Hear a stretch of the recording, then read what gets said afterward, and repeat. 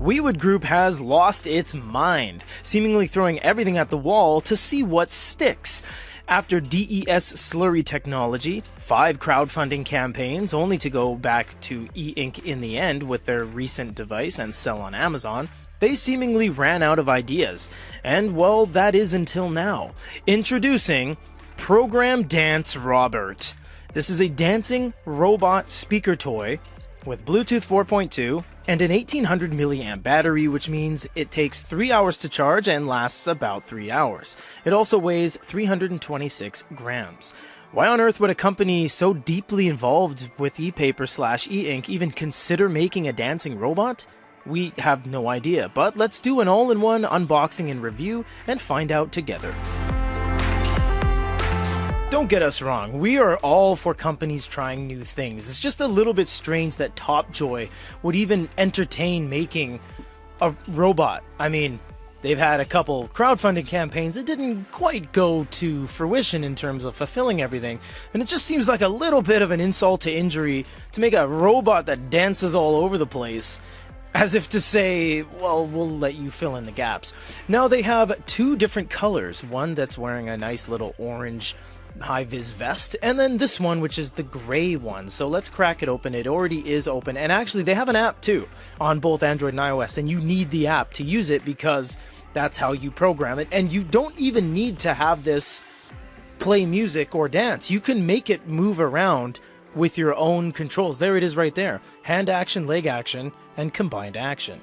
Meaning that you could just buy one of these and just have it walk around your house and control it and program it to do so. So you get LED light, you get a speaker, pause and play. I think you can change the eye color as well, as if I'm not mistaken. So there's lots you can do on the app, and we're going to show you that during the review portion of this. And there's just cut up pieces of foam in there, alright?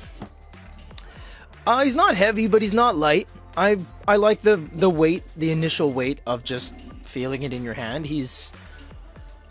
Doesn't scream quality at first glance. You know, there's some things you put in your hand and you're like, oh wow, that just jumped right out at me, that's a high quality piece. This feels a little bit rattly and cheap, and I'm not sure if I want to move any of the gearing because it could be already in place, that I don't want to spin a sprocket or jump a tooth or anything like that. But we're going to take his little face mask off there and see what this guy's all about. So you have the button at the front here, you have his little hands, you can probably put some fun things in there like a little flag or some pasta noodles or whatever you see fit. There's a button on the side. His head might move left and right, I'm not sure yet. Oh, there's that play button on the top. So we're going to take this plastic piece off as well. Oh, okay, the play button was written on that, which means might be a soft touch. I'm not sure what that meant actually. And the bottom has these nice kind of grip, low grip foam pieces. It's almost like a non-slip furniture pad that you put under the legs of your table. And are these buttons on the knees? They're not, they're just joints. Okay, so you have a USB right there and an unknown service port right there as well. Could be for programming purposes. And then you get this kind of Honda Asimo looking backpack. That was that robot. We'll put a picture up for you guys. It looks like that's the main speaker, and that's the whole thing. So there's nothing left to do now but watch it dance around. We will start by turning him on by pressing the button. He seemed to jitter his arms forward, which may indicate that he's out of batteries. I'm not sure. Let's do a long press. There he is.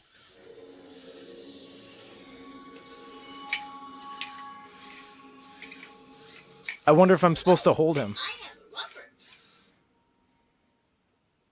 That was pretty intense. That was extremely high quality audio. It had a lot of depth too because of all the layers of music. There was some background atmospheric, ethereal music playing along with a fairly high quality robotic voice, honestly. I would have expected a little bit less, but here's the application, and it appears that he's been upgraded to Space Robert, which wasn't mentioned in any of the advertising campaigns. I'm not sure what that's all about, but let's connect to Bluetooth and we'll get him going. So this is the absolute furthest back you can go in the application. You have remote control, which is going to be movement, hand action, you have leg action, and then combined. Each thing is going to do a live action with the robot as long as it's connected to Bluetooth, of course.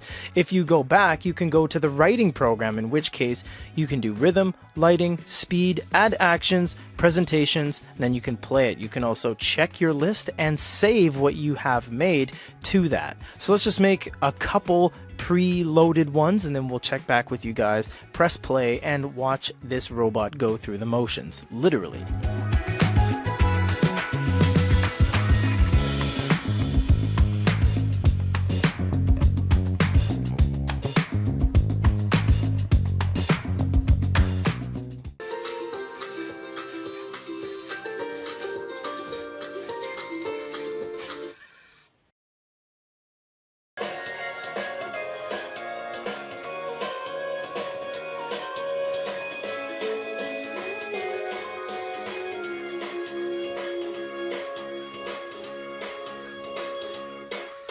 Presentation mode was interesting. You're able to program various different actions, and it looked like he was having a lot of fun. So I can't say I would have this on a ledge just dancing the whole time I was hosting a party, but it is interesting all the same.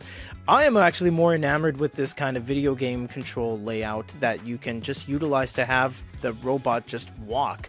You can, of course, change the eyes here as well, so you can make it robot kill mode right there with its red eyes, and let's just make him walk towards that little thing over there.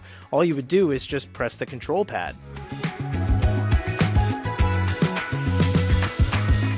Honestly, it traverses a lot further than I would have thought, and the turning is pretty decent.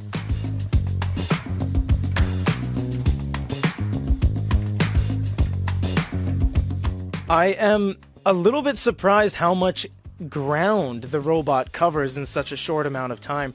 The legs look a little bit stumpy and the feet look really wide, and that's all R&D. That's for it to be able to move and dance and go left and right. But it actually moves pretty good, honestly. And this isn't corresponding with the direction you're facing, of course. Up means forward for the robot, kind of like an old Resident Evil game on PlayStation. So if you want him to come towards you, regardless of which way he's facing and your controller is in conjunction with each other, you just kind of have to think that up is towards his forward. And then you can do some hand actions and leg actions anytime.